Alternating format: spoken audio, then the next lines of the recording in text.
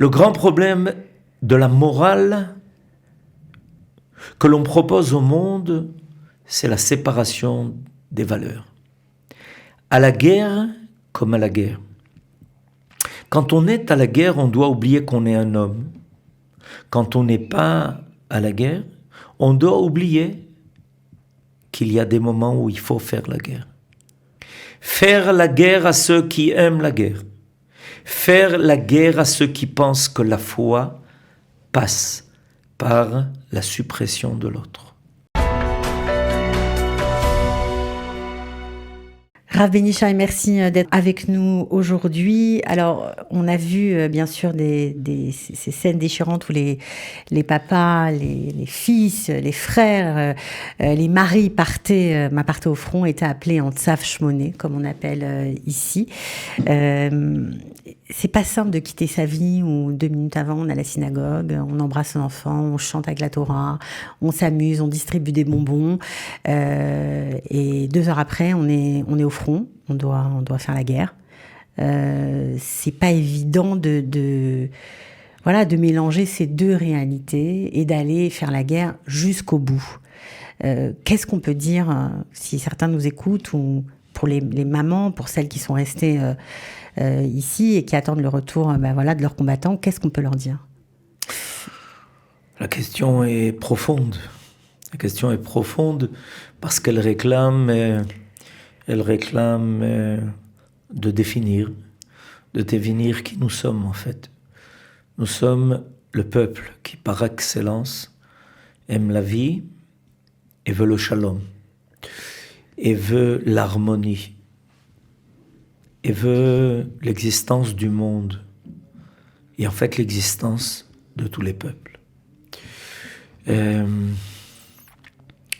On a un ancêtre, il s'appelle Abraham. Abraham, quand on lit son histoire, on découvre un personnage qui est plein d'amour pour tout le monde, qui est prêt à recevoir dans sa tente tous, y compris ceux qui ont l'air, bien qu'ils soient des anges, mais ils apparaissent sous la forme d'étrangers, en qui on peut reconnaître aujourd'hui des gens qui habitent, qui sont sur notre terre. Et voilà que quand on annonce à Abraham que son neveu Lot a été fait prisonnier, cet homme plein d'amour, d'hospitalité, qui fait tout pour éviter la destruction de tout endroit dans le monde, part en guerre et devient le guerrier le plus farouche. Celui qui n'a peur de rien, celui qui va jusqu'au bout. Comment on passe de l'un à l'autre? Parce que Abraham, en fait, nous apprend un grand secret. Nous faisons la guerre à ceux qui veulent la guerre. Le Rav Kook avait une expression, nous haïssons la haine. Et évidemment, si on ne fait pas la guerre à ceux qui veulent la guerre, qui aiment la guerre, qui en font une idéologie, alors on risque d'être associé à la destruction du monde. Ça peut arriver. Ce n'est pas si loin aujourd'hui de ce que l'on peut imaginer. En fait, ces hommes-là, comme vous venez de le dire, comme c'est arrivé chez nous à la maison, au Shabbat, mon gendre, au milieu du Shabbat, à Simchat Torah, revient du Beth Knesset, il reçoit un appel.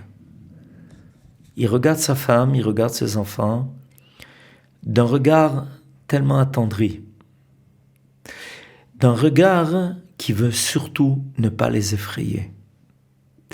Et en leur disant « Shalom » et à bientôt. Nous sommes un peuple qui est capable de vivre cette unité des valeurs. Le grand problème de la morale que l'on propose au monde, c'est la séparation des valeurs. À la guerre comme à la guerre. Quand on est à la guerre, on doit oublier qu'on est un homme. Quand on n'est pas à la guerre, on doit oublier qu'il y a des moments où il faut faire la guerre. En réalité, le peuple d'Israël est un peuple d'unité, des valeurs. Et c'est pour ça qu'il est capable de regrouper des hommes qui auparavant avaient peut-être des idées qui étaient tellement différentes.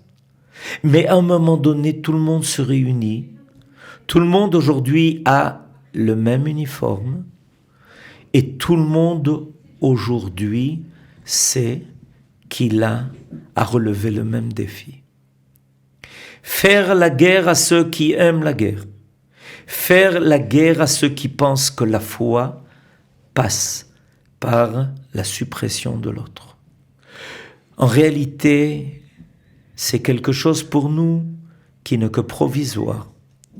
Celui de faire la guerre pour permettre au monde de continuer d'être, pour continuer d'exister, pour véritablement pouvoir vivre.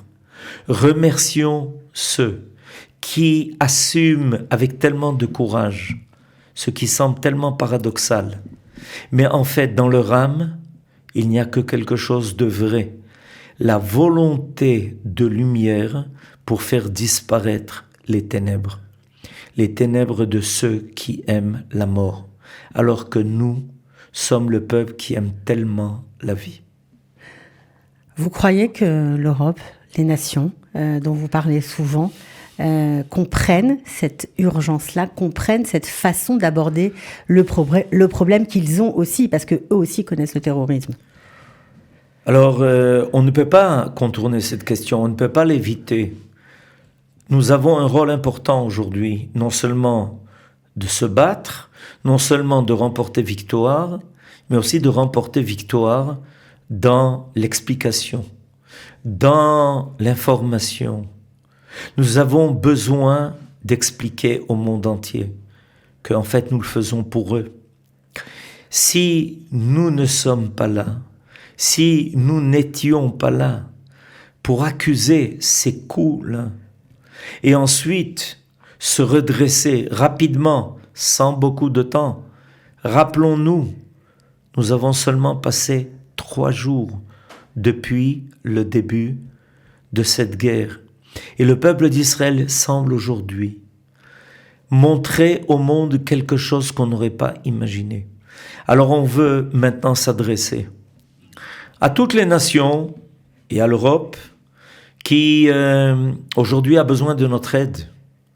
Pas seulement une aide au niveau de la sécurité, et ça tout le monde le sait, tout le monde le connaît, mais de faire valoir des valeurs qui, si elles sont oubliées, risquent de mettre le monde entier en danger.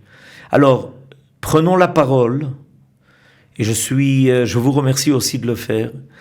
Faites savoir, propagez la vérité, propagez cette vérité pour faire disparaître des mensonges qu'on a peut-être acceptés pendant des années et qui maintenant non seulement nous a mis nous en danger, mais le monde entier.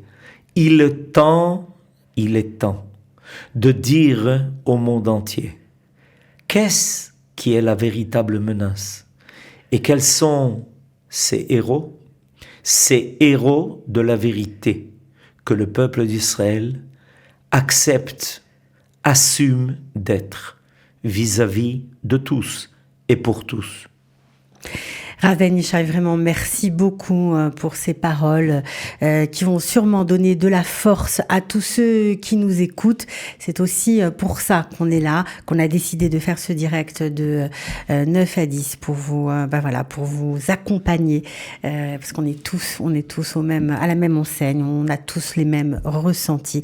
Donc merci à vous vraiment d'avoir pris le temps de venir jusqu'à nous. On vous souhaite le meilleur pour vous et tous les vôtres. Amen, Ken Yeh Ratzon, et pour tout le peuple d'Israël. Chazak ve'ematz, Am Israël, Chai.